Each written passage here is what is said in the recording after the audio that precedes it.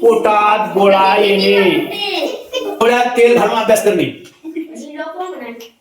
डोळ्यात तेल घालून अभ्यास करणे. गजानन वालूरच्या बाजारात गेला. बुधवारी वालूरचा बाजार भरतो आणि गजानन बाजारात गेला वडिलांसोबत आणि तिथे मस्त छान पैकी गरम गरम भजी तळत होते.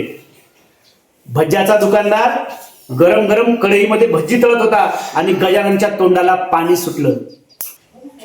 अरे वा, माझ्या वर्गात एक मुलगा डोक्यावर पाय घेऊन पळत पळत आला. डोक्यावर पाय घेऊन माझ्या वर्गात एक मुलगा आला. खरंय का? खरंय का हे? डोक्यावर पाय घेऊन कोणी येतं का? आपला वाक्यप्रचार आहे डोक्यावर पाय घेऊन येणे. म्हणजे काय? अतिशय घाई घाईने येणे, अतिशय वेगात धावत येणे. सर वर्गात आले की सूरज डोक्यावर पाय घेऊन आला. म्हणजे काय झालं? त्याने काय केलं? आपले खरंच खालचे पाय वर डोक्यात घेऊन आला का? तसं येता येईल का? नाही. तर विद्यार्थी मित्रांनो, वाक्यप्रचाराचा शाब्दिक अर्थ वेगळा असतो आणि आपल्याला तो घ्यायचा असतो वेगळा अर्थ. पाठीमागच्या तासामध्ये पाठीमागच्या व्हिडिओमध्ये आपण पाहिलं की वाक्यप्रचार म्हणजे काय. शाब्दिक अर्थ न घेता सरळ सरळ अर्थ घेता त्याचा भावार्थ लक्षात घेणे, त्याचा मतितार्थ लक्षात घेणे. दुसरा वाक्यप्रचार आहे डोळ्यात तेल घालून अभ्यास करणे.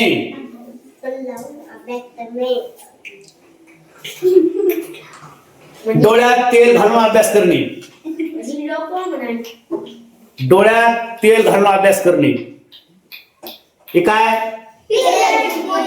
घालू का डोळ्यात? असं कोणी करतं का? डोळ्यात तेल अभ्यास, डोळ्यात तेल घालून अभ्यास करणे म्हणजे बॉटल घेतली आणि डोळ्यात तेल टाकलं आणि झाला अभ्यास, असं होतं का? हा, अगदी बरोबर. डोळ्यात तेल घालून अभ्यास करणे म्हणजे काय? अगदी बारकाईने अभ्यास करणे, अगदी मन लावून अभ्यास करणे, त्याला म्हणतात डोळ्यात तेल घालून अभ्यास करणे. तिसरा वाक्यप्रचार आहे तोंडाला पाणी सुटणे. गजानन वालूरच्या बाजारात गेला. बुधवारी वालूरचा बाजार भरतो आणि गजानन बाजारात गेला वडिलांसोबत आणि तिथे मस्त छान पैकी गरम गरम भजी तळत होते. भज्याचा दुकानदार गरम गरम कढईमध्ये भजी तळत होता आणि गजाननच्या तोंडाला पाणी सुटलं.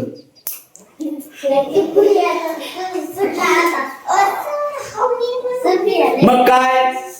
तोंडाला पाणी सुटणे म्हणजे काय? खूप इच्छा निर्माण होणे, खूप खावंसं वाटणे. जेव्हा आपल्याला एखादी गोष्ट खूप खावं वाटते तेव्हा आपल्या तोंडाला पाणी सुटतं, बरोबर? गरम गरम जिलेबी, हलवाई गरम गरम जिलेबी तळत होता, त्यावेळेस गजाननच्या तोंडाला पाणी सुटलं. चौथा वाक्यप्रचार आहे पोटात गोळा येणे. पोटात गोळा येणे म्हणजे खूप भीती वाटणे. सध्या बिबट्या जिकडे तिकडे फिरतोय बघा. अचानक गौतमच्या पुढे बिबट्या बघून गौतमच्या पोटात गोळा आला.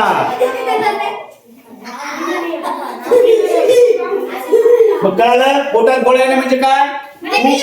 खूप भीती वाटणे. पाचवा वाक्यप्रचार आहे तोंड काळे करणे. म्हणजे एखादा काळा कलर घेणे आणि तोंडाला लावणे म्हणजे तोंड काळे करणे होय का? मग तोंड काळे करणे म्हणजे काय? तोंड काळे करणे म्हणजे कायमचं निघून जाणे. एखाद्या वेळेस बघा, एखाद्या गावाचा माणूस म्हणतो की आमच्या पोराने कायमचं तोंड काळं केलं, म्हणजे तो निघून गेला. किंवा त्याचा दुसरा सुद्धा अर्थ असा आहे, तोंड काळे करणे या वाक्यप्रचाराचा दुसरा असा अर्थ आहे की एखादं चुकीचं काम करणे. गावात बरेच माणसं असतात, त्याच्यामुळे एखाद्या नकळत चुकीचं काम होतं आणि मग त्याचे आई वडील त्याला म्हणतात, अरे तुला काही अक्कल आहे का नाही, तू आपल्या घराण्याचं तोंड काळे केलंस. सहावा वाक्यप्रचार आहे कानाला खडा लावणे. म्हणजे खडा घ्यायचा कानाला खडा लावायचा का? मग कानाला खडा लावणे म्हणजे काय? झालेली चूक मान्य करणे आणि ती पुन्हा न करण्याचा प्रयत्न करणे म्हणजेच कानाला खडा लावणे. त्याने त्याची चूक लक्षात येताच कानाला खडा लावला.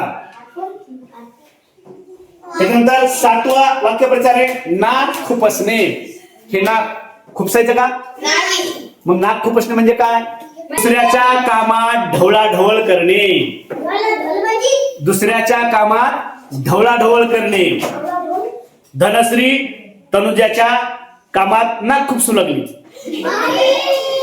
म्हणजे काय? किती तिच्या कामामध्ये अडथळा आणू लागली, ढवळाढवळ करू लागली. 8वा वाक्यप्रचार आहे आगीत तेल ओतणे. आगीत तेल ओतणे. आग लागली आणि त्यात तेल टाकले, असा आहे का त्याचा अर्थ? मग आगीत तेल ओतणे म्हणजे काय? भांडण लावणे, वाद लावणे. दोघांचे भांडणं चालू आहेत आणि तिसरा येतो तिथं आणि काहीतरी म्हणतो, त्याला सांगून जातो, नाही तुझ्याबद्दल लय वाईट बोलू लागला, तुला शिवाय देऊ लागला, आणि तो निघून जातो. मग पुन्हा यांची जोरदारात भांडणं. यालाच काय म्हणतात? आगीत तेल ओतणे. आणि 9वा वाक्यप्रचार आहे हात टेकणे. हात टेकणे म्हणजे असे हात टेकणे का? हात टेकणे म्हणजे हार मानणे. समोरचा धिप्पाड पैलवान बघून छोट्या पैलवानाने हात टेकले. समोरचा धिप्पाड पैलवान बघून छोट्या पैलवानाने हात टेकले म्हणजे हार मानले. नको बाबा, याच्या संग मला कुस्ती होत नाही, हा काही मला जिंकू देणार नाही.